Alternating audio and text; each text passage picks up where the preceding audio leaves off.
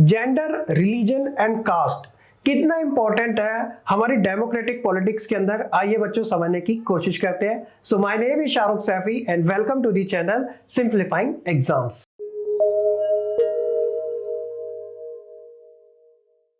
सो बच्चों, जैसा कि हमने अपने प्रीवियस चैप्टर में पावर शेयरिंग और फेडरलिज्म इन दोनों का ही कॉन्सेप्ट काफी अच्छे तरीके से समझ लिए, और आज हम एक न्यू चैप्टर के बारे में बात करने वाले हैं जिसका नाम है जेंडर, रिलीजन एंड कास्ट को लेकर। सो ये जो चैप्टर है वो काफी कॉमन है। एक तरीके से आप सोशल साइंस पढ़ रहे हो ना, तो ये सोशल वाला ही एक टॉपिक माना जा सकता है, क्योंकि हम सब जो मेंबर्स है वो सोसाइटी के मेंबर्स है ना। और हमारी जो आइडेंटिटी है वो किसके ऊपर बेस्ड है? हमारे जेंडर के ऊपर, मेल या फिर फीमेल। सो पहला जो आज की इस क्लास का टॉपिक है वो स्पेशली जेंडर से रिलेटेड ही होने वाला है, और आने वाले पार्ट्स में हम रिलीजन और कास्ट के बारे में भी समझेंगे। तो चलिए सबसे पहले हम बात करते हैं जेंडर को लेकर। तो हमारा जो मेन टॉपिक आता है वो है जेंडर डिवीजन को लेकर, जिसमें हम पढ़ेंगे सेक्सुअल डिवीजन ऑफ लेबर। ठीक है, तो टॉपिक को शुरू कराने से पहले बच्चों मैं आपको एक वर्ड्स जो है काफी कॉमन माने जाते हैं उनके बारे में बताया। तो एक है बच्चों सेक्स और एक है जेंडर। अब आपने बहुत सारे फॉर्म फिलअप किए होंगे, आपने रीड आउट किया होगा, दोनों में क्या सिमिलरिटी है? दोनों में एक ही सिमिलरिटी है, ये हमारी आइडेंटिफिकेशन को बताते हैं। लेकिन इन दोनों ही वर्ड का जो यूज है वो अलग अलग टर्म्स में किया जाता है। जैसे एग्जांपल के तौर पे जब मैं बोलता हूँ सेक्स, तो बायोलॉजिकल टर्म्स में ये ज्यादा यूज किया जाता है, और दूसरी साइड जो जेंडर है वो सोशल टर्म में ज्यादा यूज होता है। तो कंफ्यूज मत होना, इसलिए इसका थोड़ा बहुत मैंने क्लैरिफिकेशन पहले ही बता दिया। अब मैं टॉपिक शुरुआत कर रहा हूँ सेक्सुअल डिवीजन ऑफ लेबर के बारे में। तो ये सेक्सुअल डिवीजन ऑफ लेबर का मतलब है क्या?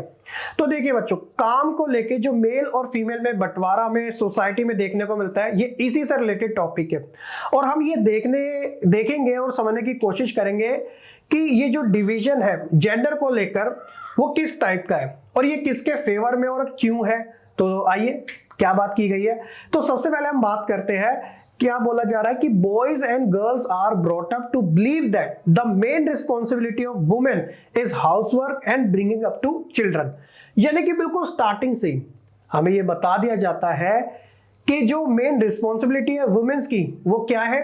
बच्चों की देखभाल करना और हाउसवर्क करना, घर के कामकाज करना, है ना। यही तो हमारी एक थिंकिंग रही है, और इसी वजह से this is reflected in sexual division of labour in most families.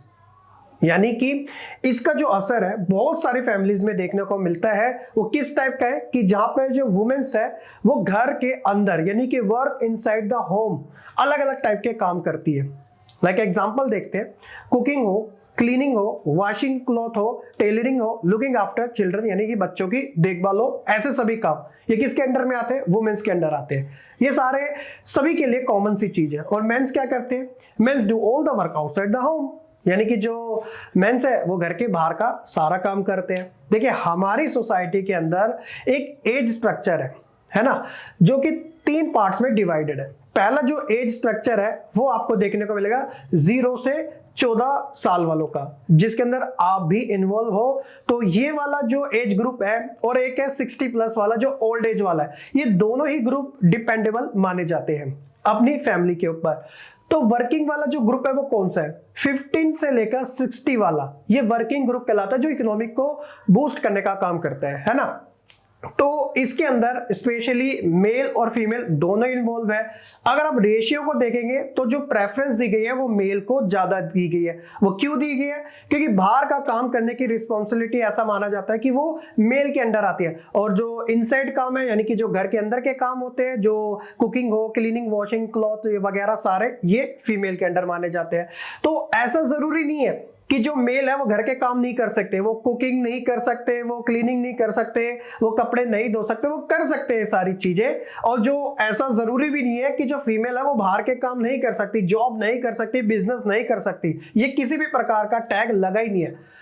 तो सवाल यहां पर यह आता है कि ऐसा क्या रीजन है कि हमारे माइंड में ये स्टार्टिंग से ही थिंकिंग बन जाती है फीमेल को लेकर और मेल को लेकर कि आउटसाइड काम मेल करेंगे और इनसाइड वाले जो काम होंगे घर के वो फीमेल करेंगे। तो इसके पीछे बच्चों चीज है वो है स्टीरियोटाइप थिंकिंग, जो कि इतनी आसान नहीं है। लोगों के जो ओल्ड आइडियल कल्चर है वो इसको एक प्रकार से स्ट्रॉन्ग बनाते हैं कि भैया जो लड़के हैं, जो मेल है, वो तो घर के बाहर ही अच्छे लगते हैं, काम करते हैं, और घर के अंदर महिलाओं के काम होते हैं, उन्हें ही करना चाहिए। तो इसी वजह से एक सोसाइटी के प्रेशर और लोगों की जो स्टीरियोटाइप थिंकिंग है, इसको लेकर ये सारी चीजें हमें देखने को मिलती है, और इसका असर कहीं ना कहीं वुमेन्स पर जरूर पड़ता है बच्चों। और इसलिए टाइम के अकॉर्डिंग ऐसे बहुत सारे जो आवाजें वो उठती रहती है जेंडर इक्वालिटी को लेकर, क्योंकि हमारी सोसाइटी में जेंडर इक्वालिटी बहुत कम देखने को मिलती है। हालांकि ये अभी भी मॉडर्न एरा चल रहा है, लेकिन आप देखोगे हर दूसरी तीसरी न्यूज कहीं ना कहीं जेंडर इनइक्वालिटी से हमें देखने को मिलते ही रहती है। तो इसके क्या रीजन है, तो एक बार इन्हें समझने की कोशिश करते हैं। देखिए, सबसे पहले बात की गई है कि the result of division of labour is the health of women constitute half of humanity. इन सभी की वजह से आप देखोगे कि जो पब्लिक लाइफ है वुमेन्स की वो बहुत ज्यादा कम हो चुकी है, और जब बात आती है पॉलिटिक्स की तो उसमें तो उनका रोल जैसे 1% या 2% ही हमें देखने को मिलता है। तो इसके पीछे वही रीजन है कि लोगों की जो थिंकिंग है स्टार्टिंग से ही ऐसी बनी हुई है। देखो, पॉलिटिक्स में तो बहुत ज्यादा कम इस वजह से भी है कि मैं आपको एग्जांपल देता हूं। अभी इंडिया के अंदर 28 स्टेट्स है, ठीक है, हर एक स्टेट्स का अपना एक चीफ मिनिस्टर होता है, ठीक है, ये भी ठीक है। अब आप मुझे खुद बताइएगा कि ऐसे इंडिया के अंदर कितने स्टेट है जहां की जो चीफ मिनिस्टर है वो एक वुमेन है। आपके माइंड में बहुत मुश्किल से कोई एक आधा स्टेट आ सकता है, जैसे एग्जांपल के तौर पे वेस्ट बंगाल, ममता बनर्जी जो कि वहां की चीफ मिनिस्टर है। और ऐसे कितने स्टेट है जहां पर हमको फीमेल देखने को मिलेगी? नहीं ना। तो कहीं ना कहीं ये जो जेंडर इक्वालिटी है उसके अंदर हमें कमी देखने को मिलती है। चलिए, और शुरुआत से ही क्या है कि मेंस जो है उनको अलाउ किया गया है पब्लिक के अंदर पार्टिसिपेट करने का, वोट डालने का और पब्लिक इंटरेस्ट में काम करने का। तो वुमेन्स को क्यों नहीं दिया गया? वही चीज आ जाती है कि वुमेन्स घर पे ही अच्छी लगती है। लेकिन अब ये जो थिंकिंग है वो खत्म हो चुकी है, या आप कह सकते हो कम हो चुकी है। खत्म तो नहीं कह सकते, कम हो चुकी है। उसके पीछे रीजन क्या है?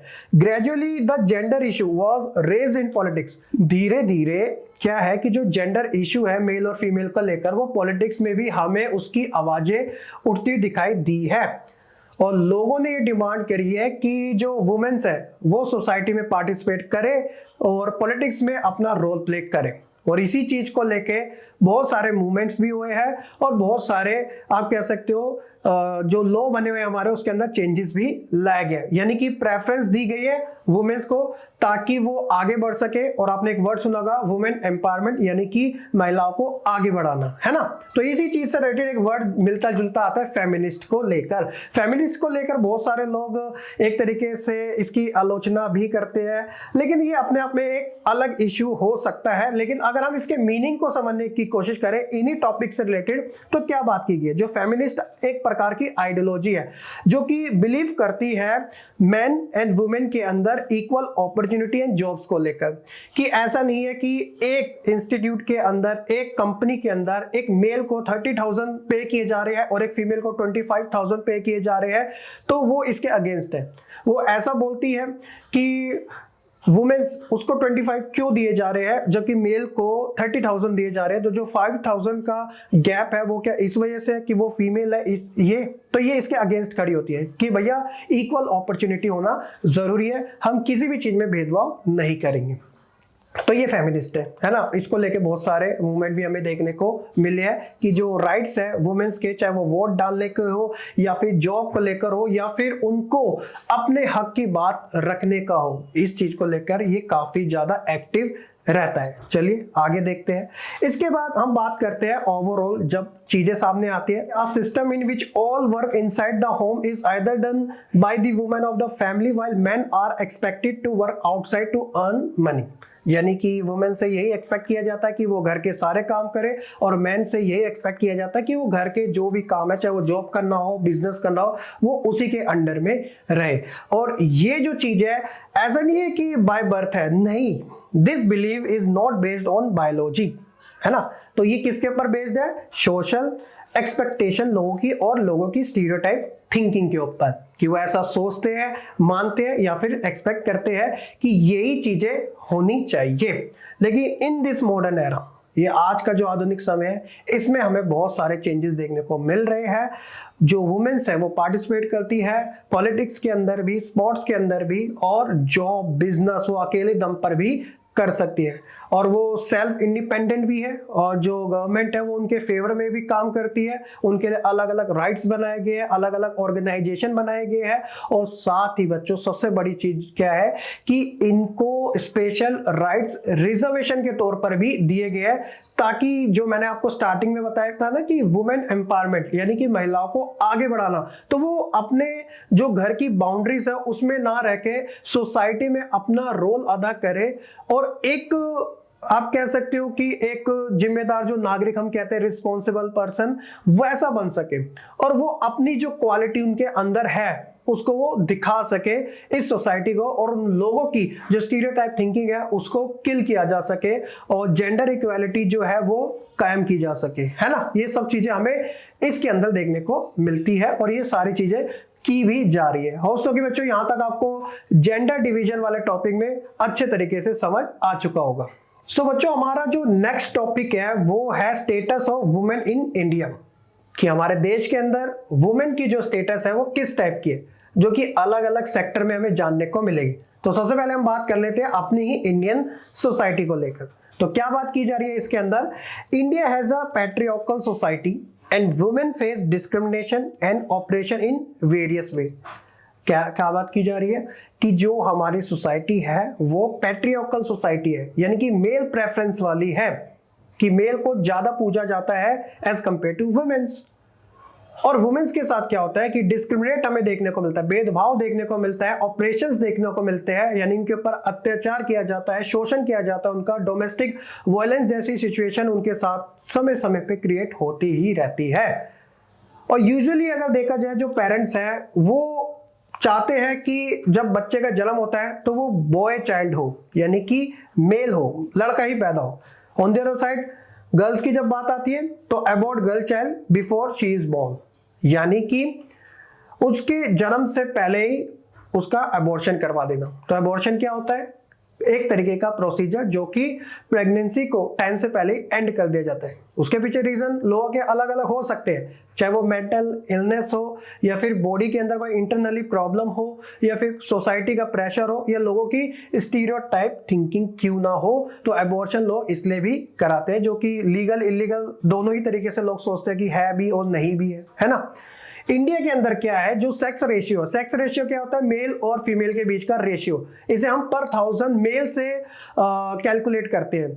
आप सवाल पूछ सकते हो कि सर फीमेल से क्यों नहीं। मैंने आपको बताया ना कि हमारी जो सोसाइटी है वो क्या है, पैट्रियार्कल सोसाइटी है, तो मेल को ज्यादा प्रेफरेंस दी जाती है। तो इसलिए रेशियो की अगर बात की जाती है तो इंडिया के अंदर जो सेक्स रेशियो है वो कितना है, एवरी 1000 मेल पर 927 फीमेल्स हमें देखने को मिलती है। और कुछ ऐसे स्टेट है जहां पे ये जो डेटा है वो लेस देन 800 है। जैसे एग्जांपल की बात करते हैं, हरियाणा हमारा एक स्टेट है, वहां पे जो फीमेल है वो पर 1000 मेल के बहुत कम देखने को मिलते हैं, यानी कि 800 से 900 के बीच का उनका रेशियो रहता है। ऑन द अदर साइड एक स्टेट और लेते हैं एग्जांपल के तौर पे, केरला। वहां पे क्या है कि वहां पे जो ये सेक्स रेशियो है ना वो पर 1000 मेल के क्रॉस चले आता है, कि यानी कि वहां पे पर 1000 मेल के जन्म से ज्यादा फीमेल जन्म हो रही है, उनका जन्म हो रहा है, ठीक है। तो ये डिपेंड करता है अलग अलग फैक्टर के ऊपर। ऐसे ही सिचुएशन हमें वेस्टर्न कंट्री में ज्यादा देखने को मिलती है, जहां पे जो रेशियो है वो फीमेल के फेवर में है। जैसे कि वहां पे 1000 मेल से ज्यादा 1000 और कितना भी डेटा जा सकता है वो फीमेल पैदा होती है। उसके पीछे रीजन है एजुकेशन सिस्टम हो गया, लोगों का जो प्रेजेंट टाइम की जो थिंकिंग है वो हो सकता है, और ऑलरेडी वो डेवलप कंट्री है और लोगों को राइट्स दिए जाते हैं, जेंडर इनइक्वालिटी वहां पे नहीं होती है। ये सब रीजन हो सकते हैं, और यह इंडिया में भी पॉसिबल हो सकता है। जैसे जैसे हमारा एजुकेशन सेक्टर, जो टेक्नोलॉजी है, ये सारी चीजें तेजी से बढ़ती आ रही है, तो लोगों के पास जो इंफॉर्मेशन है वो भी ज्यादा आती जा रही है, जिस वजह से वो अपनी स्टीरियोटाइप थिंकिंग को किल कर दे, और एक नए एरा के अंदर अगर कोई रह रहा है तो उसे बेहतर तरीके से समझ सके, है ना, कि यार ये जो जेंडर इनइक्वालिटी ये नहीं होनी चाहिए। तो पहला तो हो गया इंडियन सोसाइटी को लेकर ये सभी चीजें स्टेटस को लेकर। दूसरा स्टेटस क्या है, लिटरेसी को लेकर। लिटरेसी क्या होती है कि लाइफ में एक इंसान चीजों को पढ़ सके, समझ सके और कुछ बेसिक कैलकुलेशन कर सके, तो वो लिटरेसी होती है, जिसे हम पढ़ा लिखा इंसान कहते हैं। तो 74% मैन आर लिटरेट। तो देश के अंदर 74% डेटा दिया गया मैन का जो कि पढ़े लिखे, और जहां दूसरी तरफ 56% वुमेन आर लिटरेट। तो आप देखोगे कंपैरिजन में कहाँ 74% और कहाँ 56%। तो क्या आपको ये इक्वल दिख रहा है? नहीं। और ऐसा नहीं है कि फीमेल पढ़ती नहीं है, बल्कि वो पढ़ना चाहती है, लेकिन बहुत सारे ऐसे रीजन हो सकते हैं जिस वजह से अपनी वो स्टडी को कंटिन्यू नहीं कर पाती। इन स्कूल्स रिजल्ट की बात करें तो the performance of girl is equivalent to boys, यानी कि बहुत सारी ऐसी जगहों पे तो गर्ल्स ज्यादा अच्छा स्कोर करती है मेल से। आप सीबीएसई का बोर्ड देख लीजिएगा, हर साल आता है, आपको ये देखने को मिलेगा जो फीमेल है वो ज्यादा परसेंटेज लेके आती है एज कंपेयर टू मेल, है ना। They do not encourage their girl in regard the parents aim to invest on the education of son. जो हमारे फैमिलियां भी होती है, जो पेरेंट्स भी होते हैं, वो भी ज़्यादा क्या करते हैं, इन्वेस्ट ये सोचते हैं कि लड़के के ऊपर ही ज़्यादा इन्वेस्ट किया जाए, और वो इंकरेज भी थोड़ा कम करते हैं जब यहाँ पे हमें डिफरेंस देखने को मिलता है मेल फीमेल के अंदर। उसका रीज़न ये हो सकता है कि गर्ल्स की थोड़ी जल्दी शादी हो जाती है, क्योंकि अगर गर्ल्स लंबे समय तक स्टडी करती रहे तो उनकी एज का इशू बन सकता है उनकी मैरिज में, और जबकि अगर मेल की 40 साल भी हो जाए तब भी आसानी से थोड़े बहुत मुश्किलात आती है, लेकिन हो जाती है। लेकिन अगर गर्ल्स 30 से ऊपर की हो जाए तो जो हमारी ये सोसाइटी है वो कितनी बातें बनाने लग जाती है ना। ये ऐसा में एक दो जगह देखने को नहीं मिलता, कहीं आप एक दो जगह को लेकर ये सारी चीजें सोचने बैठ जाओ। हम ओवरऑल एक सोसाइटी की बात करते हैं तो हम एक डेटा के अकॉर्डिंग ये सारी चीजों को समझने की कोशिश करते हैं। एक दो एग्जाम्पल तो हर जगह हमें मिल ही जाते हैं, लेकिन ओवरऑल जब बात की जाती है तो सिचुएशन अभी भी फीमेल के फेवर में नहीं है, लेकिन कंपेयर करने पे हमें उसके अंदर ग्रोथ ही देखने को मिलेगी। ठीक है, तो ये हो गया हमारा एजुकेशन सेक्टर। सो आगे हम बात करते हैं वर्क को लेकर। तो हमारे सोसाइटी के अंदर women are paid less than man for equal work. Same काम के लिए वुमेन्स को कम पैसे भी दिए जाते हैं। इवन हमारे पास इक्वल वेजेस एक्ट भी है, जहां पर जो स्टेट है वो क्या करेगा, वुमेन को इक्वल पे करेगा मैन के। बट फिर भी ऐसे सिचुएशन हमें टाइम टाइम पे देखने को मिलती रहती है। ऑन एवरेज वुमेन जो है वो ज्यादा वर्क करती है एज कंपेयर टू मैन, और इसके अलावा उनकी फिर भी जो काम की वैल्यू है वो इतनी नहीं समझी जाती है। क्योंकि आप डेली लाइफ के काम देखो घर के, और आप डेली लाइफ के काम देखो बाहर के, तो आप किसको ज्यादा प्रेज करते हो? उसको जो कि घर थका हारा आ रहा होता है, जो कि मैन होता है। और हालांकि कुकिंग करना या कपड़े धोना, सिलाई मशीन के काम करना, इसमें भी एनर्जी वेस्ट होती है, लेकिन इनके काम को हम कम प्रेज करते हैं, जो कि एक तरीके से कहीं ना कहीं जेंडर इनइक्वालिटी को बढ़ावा देता है ना। तो ये सब चीजें हमें स्पेशली एक प्रकार की स्टेटस है जो कि वुमेन्स को देखने को मिलती है हमारी सोसाइटी के अंदर। तो एक और है जो कि है पॉलिटिकल रिप्रेजेंटेशन ऑफ वुमेन। मैंने आपको स्टार्टिंग में बताया था कि वुमेन्स का जो रिप्रेजेंटेशन है पॉलिटिक्स के अंदर वो बहुत ही कम है, ना के बराबर है। अगर जो हमारे हाउस ऑफ पार्लियामेंट है, लोकसभा राज्यसभा, तो अगर मैं यहाँ बात करूँ लोकसभा की, तो यहाँ का जो वुमेन रिप्रेजेंटेशन है has never touch 10% of its total strength. तो टोटल लोकसभा में 543 सीट है, तो ये कभी भी 10% के आसपास तक टच नहीं कर पाया कि 10% वुमेन्स भी लोकसभा में रिप्रेजेंट कर रही है। लेकिन ऐसा नहीं है।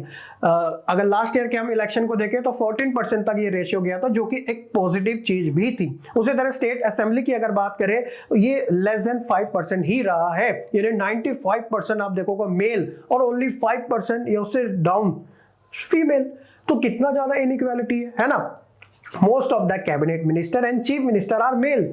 तो जितने भी हमें कैबिनेट मिनिस्टर देखने को मिलते हैं और चीफ मिनिस्टर देखने को मिलते हैं, ज्यादातर मेल ही देखने को मिलते हैं। चीफ मिनिस्टर में मैंने आपको एग्जांपल दिया था ममता बनर्जी का, जो कि एक फीमेल है, और इसके अलावा देश में 28 स्टेट है, हर एक स्टेट के अंदर आपको मेल ही देखने को मिलेगा। और कैबिनेट मिनिस्टर के अंदर भी थोड़ा बहुत वुमेन्स का जो परसेंटेज है वो बड़ा है। जैसे हमारी जो फाइनेंस मिनिस्टर है वो फीमेल है, जो हमारी देश की प्रेसिडेंट है वो भी फीमेल है, और भी ऐसे सेक्टर है जहां पे हमें फीमेल का रिप्रेजेंटेशन पॉलिटिक्स के अंदर देखने को मिला है। तो एक अच्छी बात है कि to empower women 1/3 of total seat are now reserve for women in rural and urban local body. जैसे कि हमने फेडरलिज्म के चैप्टर में पढ़ा था ना कि लोकल बॉडी के अंदर 1/3 जो सीट है वो रिजर्व की गई है वुमेन को लेकर, ताकि उनको आगे बढ़ाया जा सके, यानी कि ये बात वुमेन एम्पावरमेंट को लेकर ही की गई थी। लेकिन कहीं ना कहीं ऊपर वाले टॉपिक में कैबिनेट मिनिस्टर और चीफ मिनिस्टर में हमें थोड़ा बहुत कमी देखने को मिलती है, थोड़ा नहीं थोड़ा ज्यादा देखने को मिलती है। और ये जो कमी है ना, स्पेशली इंडिया उन कंट्रीज है जो कि इंडिया की तरह डेवलपिंग है, चाहे वो अफ्रीका हो या लैटिन अमेरिका हो, उससे भी हम थोड़ा कम है। वहां पे हमसे थोड़ी ज्यादा वुमेन्स पॉलिटिक्स में इन्वॉल्व है, यहाँ पे इतनी ज्यादा नहीं है। तो इसे टाइम के अकॉर्डिंग ठीक करने की बात की जाती है। और अगर वुमेन्स आगे बढ़ेगी तो डेफिनेटली उनके लिए ये सारी चीजें एक प्रकार से अपॉर्चुनिटी के तौर पर होगी, जिसमें जो गवर्नमेंट है और जो सोसाइटी के हम सभी जो लोग हैं इसमें अपना जो रोल है वो एक पॉजिटिव तरीके से निभा सकते हैं, ताकि हम वुमेन एम्पावरमेंट को आगे बढ़ा सके। और वैसे भी अलग अलग प्रकार की योजनाएं, बेटी बचाओ बेटी पढ़ाओ, सुकन्या जैसी योजनाएं चलती रहती है, जिससे कि वुमेन्स को आगे बढ़ावा मिलता है और वुमेन्स अलग अलग सेक्टर में अपना रोल प्ले भी कर रही है, चाहे वो स्पोर्ट्स का हो या फिर पॉलिटिशियन का हो या फिर जॉब हो, बिजनेस हो, हर किसी एरिया के अंदर आपको अब वुमेन का जो परसेंटेज है वो एक प्रकार से ज्यादा ही देखने को मिल रहा है, जो कि एक अच्छी बात है जेंडर जैसे इश्यू को लेकर। ठीक है, तो ये था आज की इस क्लास में बच्चों। होप्स हो कि आपको जेंडर डिवीजन से रिलेटेड स्टार्टिंग से एंड तक सारी चीजें अच्छे तरीके से समझ आ चुकी होगी। सो वीडियो को लाइक कमेंट शेयर करने के साथ चैनल को सब्सक्राइब करना बिल्कुल ना भूलेगा। बाकी हम मिलेंगे अपनी नेक्स्ट वीडियो में, तब तक के लिए आप खुश रहे, पढ़ते रहे और ऐसे ही आगे बढ़ते रहे।